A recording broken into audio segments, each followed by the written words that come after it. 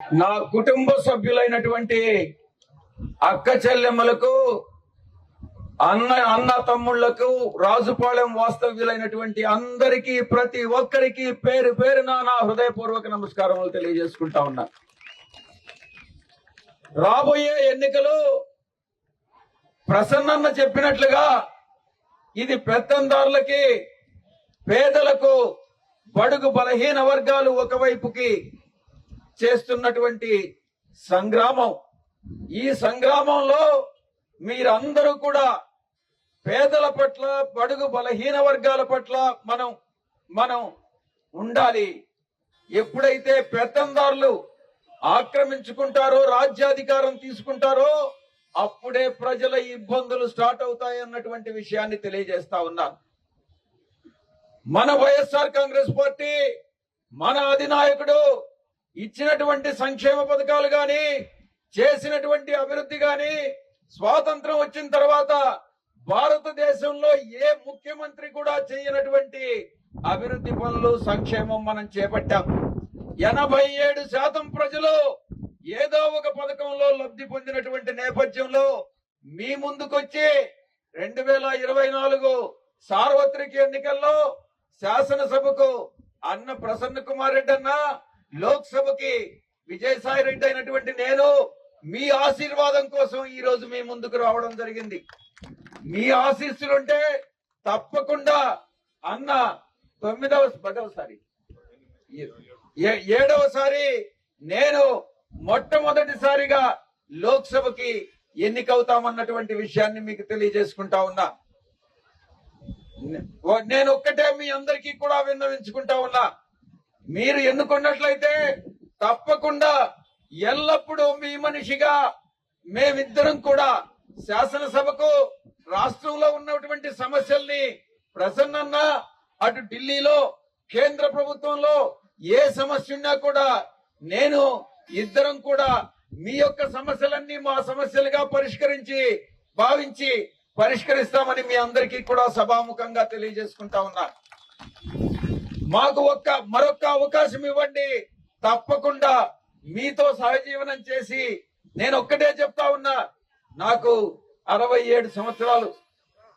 67 సంవత్సరాలు, బహుశా ఇంకొక 10 సంవత్సరాలు నాకు ప్రజాసేవలో ఉండాలని ఉంది. నాకు పుట్టిన గడ్డ నెల్లూరు. ఇక్కడే పుట్టి, ఇక్కడే చదువుకొని, ఇక్కడే నేను కాలేజ్ ఎడ్యుకేషన్ చేసి, ఆ తర్వాత సిఏ కోసం మెడ్రాస్కు వెళ్ళడం జరిగింది. ఆ తర్వాత ఏదైనా కూడా నేను పుట్టిన గడ్డకి సేవ చేయాలి, నెల్లూరు ప్రాంతాన్ని, నెల్లూరు పార్లమెంటు నియోజకవర్గాన్ని దేశంలోనే ఒక ఆదర్శ పార్లమెంటు జిల్లాగా అభివృద్ధి చేయాలన్నటువంటి తపన నాలో ఉంది. మీ అందరూ కూడా సహకరిస్తారని నేను ఆశిస్తా ఉన్నా. మీకు ఒక విషయం చెప్పాలి. మీ శాసనసభకి, మన శాసనసభకి తెలుగుదేశం పార్టీ నుంచి పోటీ చేస్తున్న ప్రశాంతమ్మ ఒక్క విషయం చెప్పారు రీసెంట్ గా ఒక మీటింగ్ లో, ఇక్కడే కోవూరు నియోజకవర్గంలో. ఇక మీదట బలవంతపు వసూళ్లు ఉండవు అని చెప్తా ఉంది ప్రశాంతమ్మ.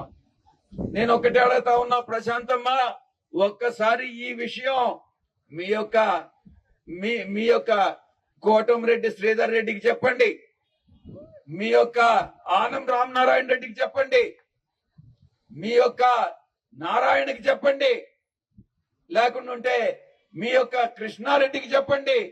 ఎవరు బలవంతపు వసూళ్లు చేస్తున్నారో మీ తెలుగుదేశం పార్టీ వాళ్ళు, మీరు బలవంతపు వసూళ్లు చేస్తా ఉన్నారు. మీ యొక్క భర్త ఎలా లక్షల కోట్లు సంపాదించాడన్నటువంటిది ఒక్కసారి చరిత్ర వెనక్కి తిరిగి ఓపెన్ చేయమ్మా మీ బుక్ అన్నటువంటికే తెలుస్తుంది. ఎవరైనా కష్టపడి చెమటోడ్చి పనిచేస్తే లక్షల కోట్లు ఆర్జించగలరా అని నేను ప్రశ్నిస్తా ఉన్నా. వేమిరెడ్డి ప్రభాకర్ రెడ్డి ఎలా సంపాదించాడు? ఇదంతా అక్రమార్జితం కాదా అని నేను ప్రశ్నిస్తా ఉన్నా. ఒక్కసారి పుస్తకం విప్పితే మీకే తెలుస్తుంది. నేను ఆయన ఫైల్ చేసినటువంటి నామినేషన్ మీద అబ్జెక్షన్ రైజ్ చేశాను.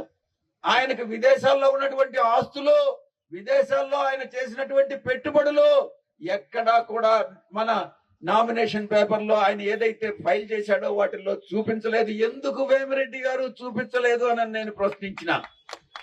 తప్పకుండా దీని మీద న్యాయపరమైనటువంటి చర్యలు తీసుకుంటాము అన్నటువంటి విషయాన్ని కూడా నేను తెలియజేసుకుంటా ఉన్నా.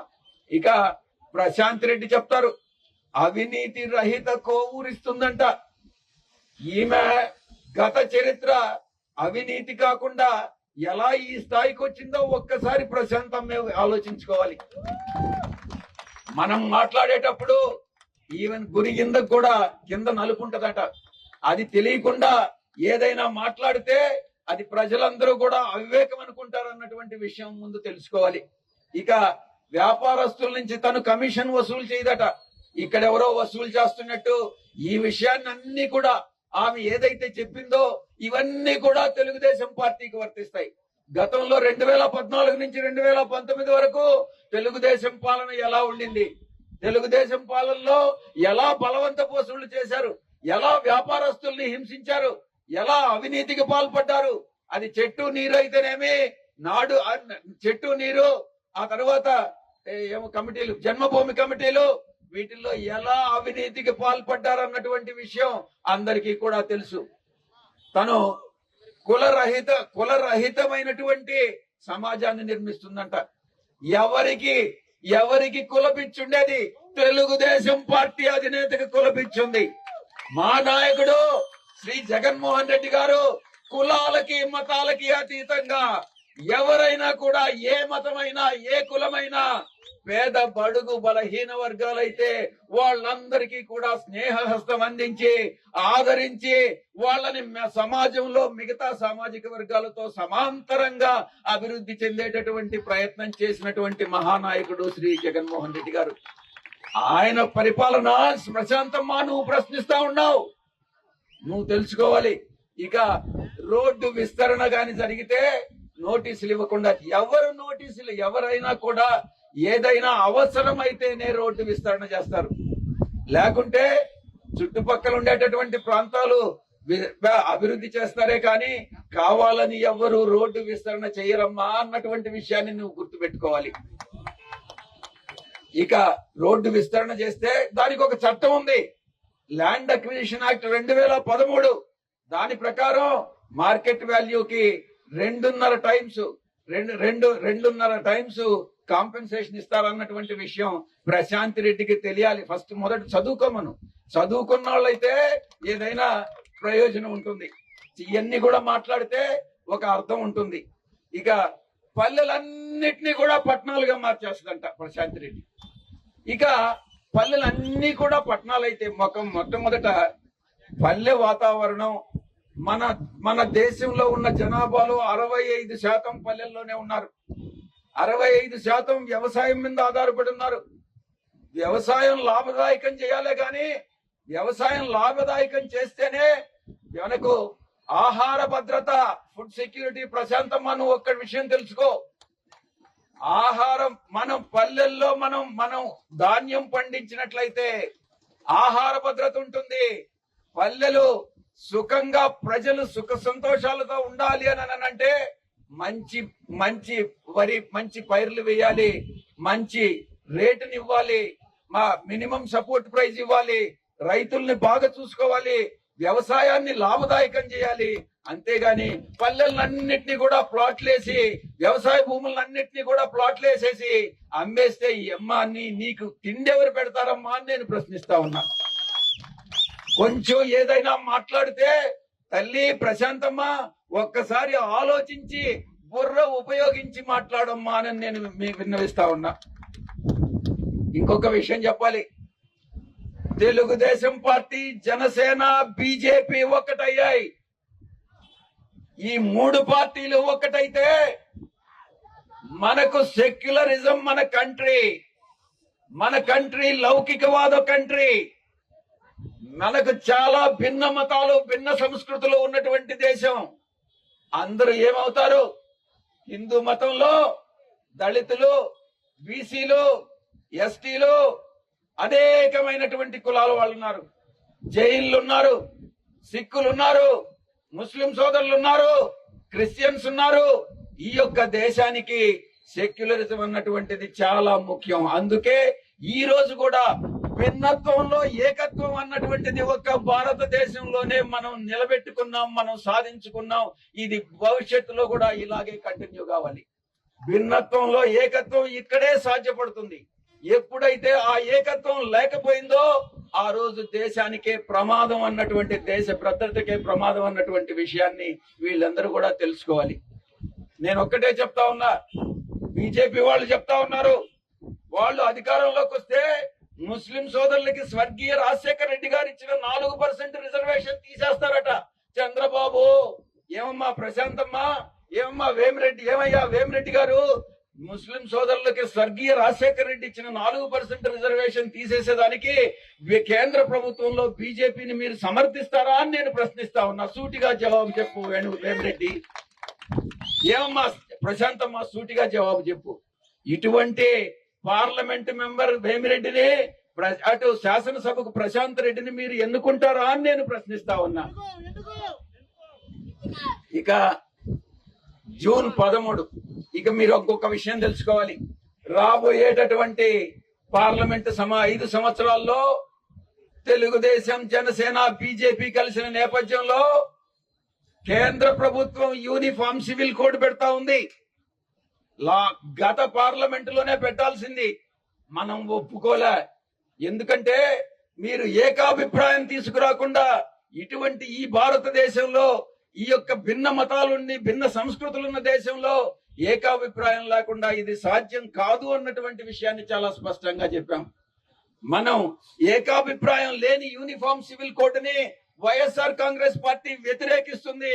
ఏమయ్యా చంద్రబాబు నాయుడు, ఏమయ్యా వేమిరెడ్డి, ఏమయ్యా ప్రశాంతమ్మ, మీరు వ్యతిరేకిస్తారా లేదా అన్నటువంటి మీ వైఖరిని మీరు స్పష్టంగా ఈ రోజు ప్రజలకు చెప్పండి.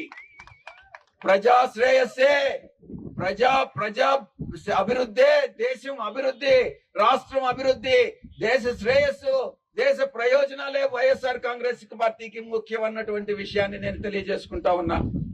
ఆఖరిగా ఒక్క విషయం చెప్పాలి.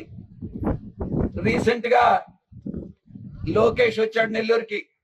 వచ్చి ఒక విషయం, చాలా ఆశ్చర్యకరమైనటువంటి విషయం ఒకటి చెప్పాడు. లోకేష్ గతంలో యువగళం ప్రచారం చేసినప్పుడు, పాదయాత్ర చేసినప్పుడు నెల్లూరుకి వచ్చాడట. నాకు తెలిసి అది జూలైలో వచ్చాడు అనుకుంటున్నా. జూన్ 13, 18 తారీఖులో మొన్న వచ్చినప్పుడు లోకేష్ చెప్తాడు, జూన్ 13, 18 తారీఖుల్లో నెల్లూరుకు వచ్చినప్పుడే నేను వేమిరెడ్డితో మాట్లాడాను. వేమిరెడ్డి, మేమంతా ఒక అవగాహనకు వచ్చాం.